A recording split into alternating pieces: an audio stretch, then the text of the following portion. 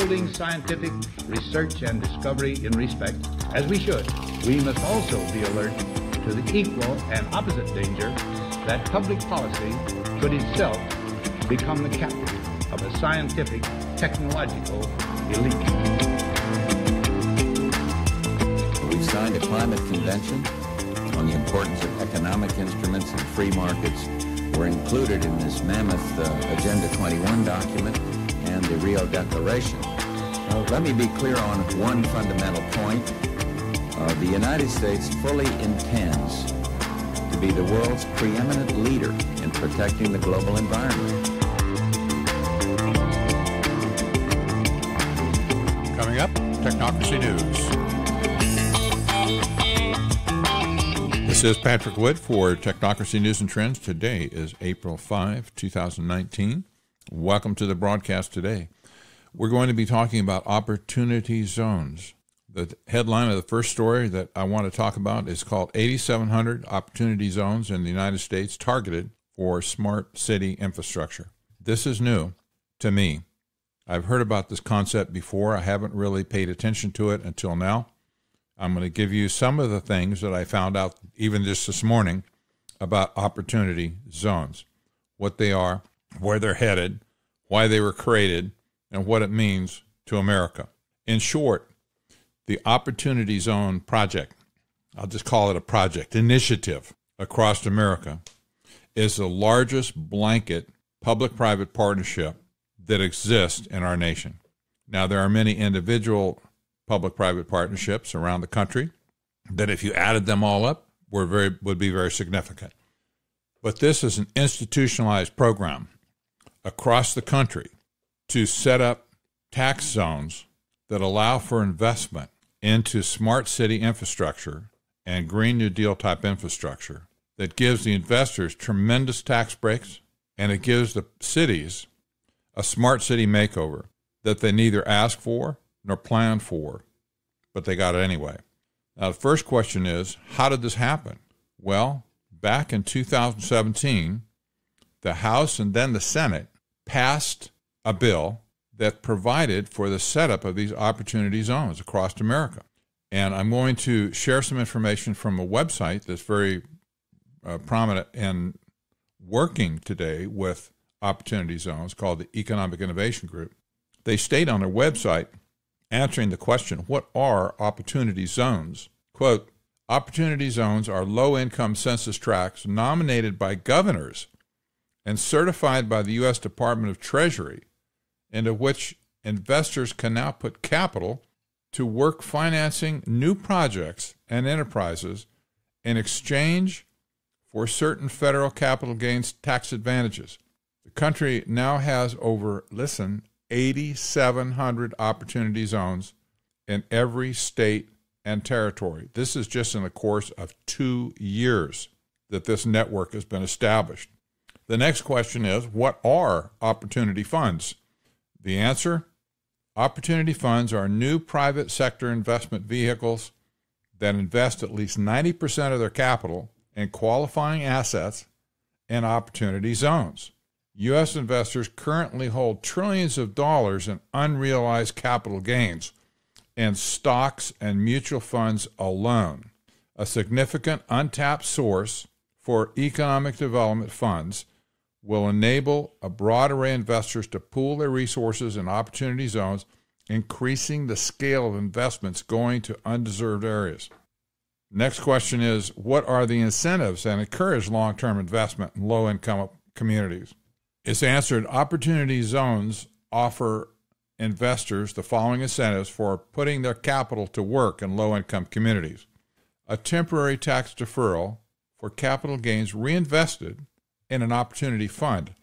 The deferred gain must be recognized on the earlier of the date on which the opportunity zone investment is sold or on December 31, 2026.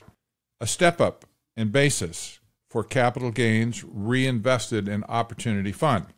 The basis of the original investment is increased by 10% if the investment in the qualified opportunity zone fund is held by the taxpayer for at least 5 years, and by an additional 5% if held for at least 7 years, excluding up to 15% of the original gain from taxation.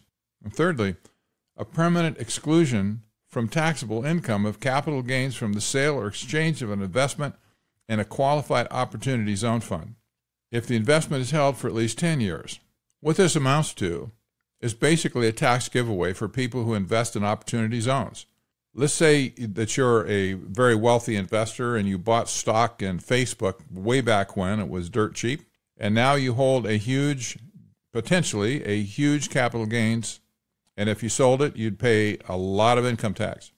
Well, what they're saying here is if you sell that stock and you invest it into one of these opportunity zones, your tax due on those capital gains will be deferred out as long as 2026. This is a wide open door for people to come in and make investments to convert these cities, usually a low-income area within a city.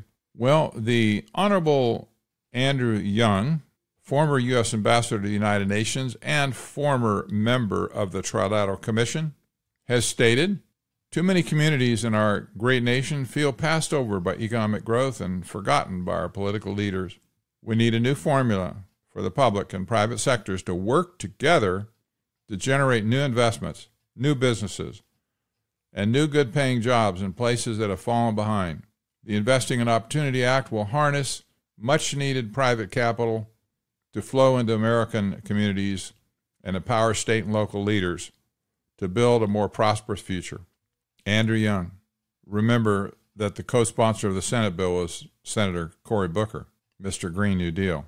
In an article this week in GoErie.com titled "Smart City Technology Eyed for Erie's Opportunity Zones," it starts out saying security cameras, free public Wi-Fi, LED lighting could come to local neighborhoods targeted for reinvestment. Additional cameras, etc., are called what's known as smart city technology. The mayor's administration and other local officials want to bring the same technology to local neighborhoods targeted for reinvestment under the Federal Opportunity Zone program. The governor, in an interview last week, said his administration, working with the Erie Innovation District and others, is working to bring, quote, secure smart city equipment and technology over the next 12 months to the 8 opportunity zones in the Erie region that have been designated by Governor Tom Wolf's office and certified by the U.S. Treasury Department. It's kind of an aggressive goal, but let's get these areas done, and within the next 3 years. I'd like to see that technology throughout the entire city, he said. Okay, this sets the ground rules for opportunity zones. The money that's pouring in initially is smart city technology money.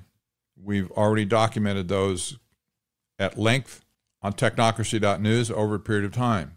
Who's backing this technology? Who's backing this takeover? Well, it's technocracy. It's technocrats. The big companies like the Microsofts of the world, the Googles of the world, with Sidewalk Labs, etc.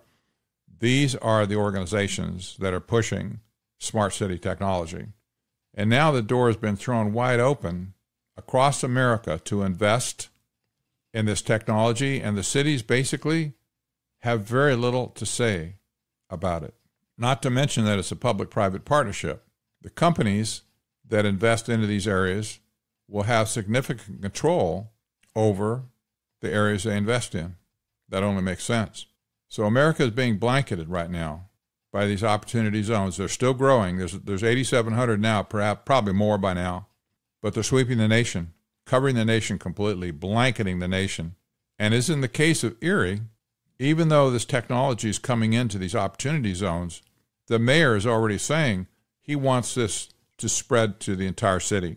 And of course, this is exactly what will happen, because a little leaven put into a lump of dough will eventually infect the entire lump.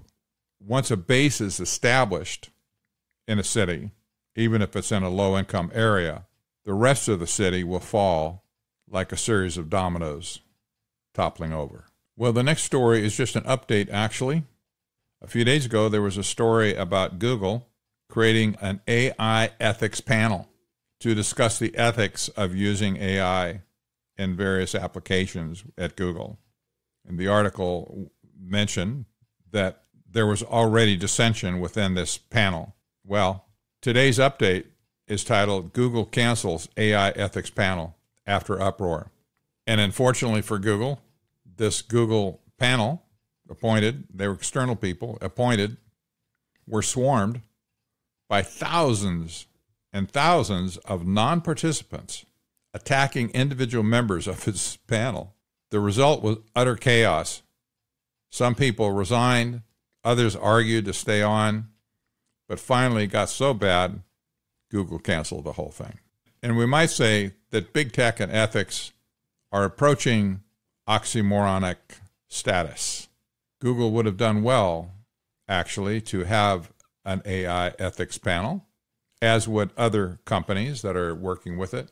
This almost guarantees that will never happen. And if such a panel is ever seated, it will contain only people from the technocrat side of the argument who will do nothing except approve for all AI applications without ethical boundaries whatsoever. The last story is a follow-on to recent stories about Fintech. The Bank for International Settlements, the BIS, has vision for central bank digital currencies. This, of course, is not a new concept. But remember, the BIS is the policy-making central bank to all central banks of the world.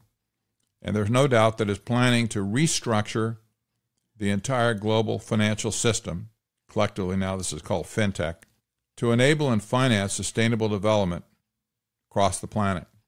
This is Technocracy. The article starts out, the behavior of central bankers is rarely, if ever, given sustained coverage in the national press. That's true. Outside of prominent economic channels, developments from within institutions such as the International Monetary Fund and the Bank for International Settlements are seldom remarked on. Instead, attention is restricted to the latest round of political theatrics, which serve to disguise the actions and intentions of globalist planners. As the future of Brexit gained in intensity last month in the UK, of course, BIS General Manager Augustin Carstens gave a speech at the Central Bank of Ireland 2019 Whitaker Lecture. Under the heading, The Future of Money and Payments, Carstens mapped out what has been a long-standing vision of globalists, namely, to acquire full-spectrum control of the international financial system through the gradual abolition of what the Bank of England Governor Mark Carney has called tangible assets, i.e. physical money.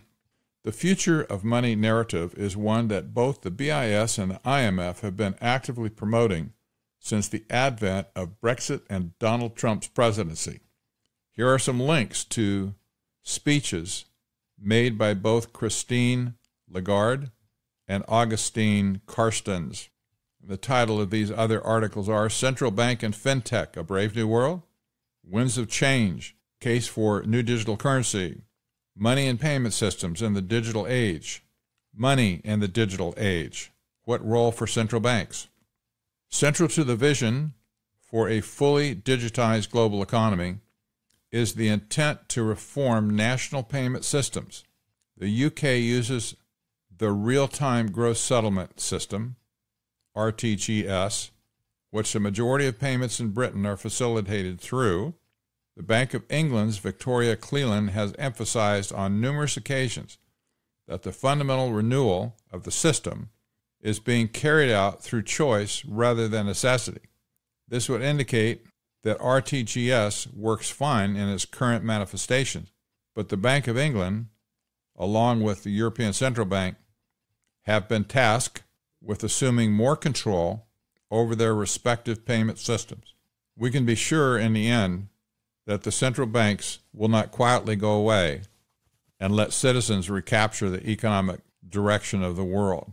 The central banks collectively have controlled the monetary system, the debt-based monetary system, for many, many decades. They have made billions and billions and billions of dollars collectively over the years. They're certainly not about just to give up the entire system, but rather they intend to transform it and to use existing technology or growing technology to take over the monetary system and recreate it on a global basis.